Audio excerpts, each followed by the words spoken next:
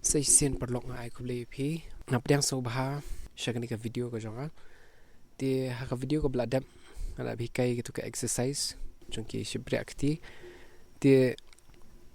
mentas ni ani kai pi kai ka ba pi di ben tip shwa pin tem keyboard. Kai ka ba pi don kam ben tip kanang ba kane kan pensuk ye pi. Bat kan ye rap ro ye pi. Da ka ba pi shimmi kini ki belong basic ba pin tem kan pensuk ipi hadian habut lada pi tem kajing kaim ta sing kalong halor ka whole and half steps ani kata kar kom ya jong kiri keys ka whole and half steps ka half step ka whole step ngan pen ipi hang ni te perlok ada pimpat subscribe ke channel ke jonga so bahaman subscribe kena mangla shuban pen mi kum kini ki video te hang ni kapor uniu si ni don kam man ya half steps ladang ong man ya half steps usi how C sharp kede half step usi how D kade whole step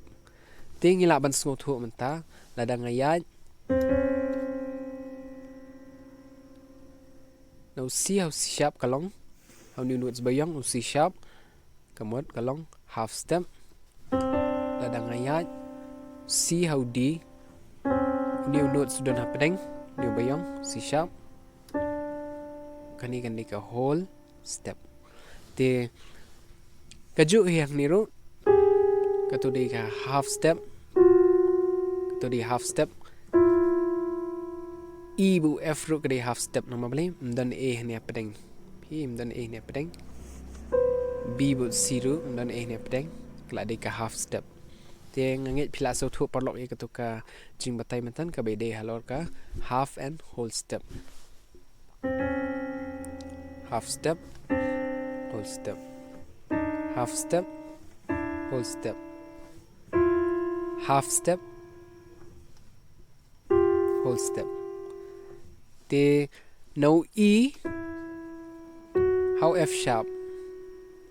kani ro kandika whole step balik kadika whole step nama udan new note sapedeng ken mau baha lada don we notes udan hapedeng jong kita ki artli ki note ba pitem kamot kandika whole step ladam don e hapedeng jong taki notes kamot kandika half step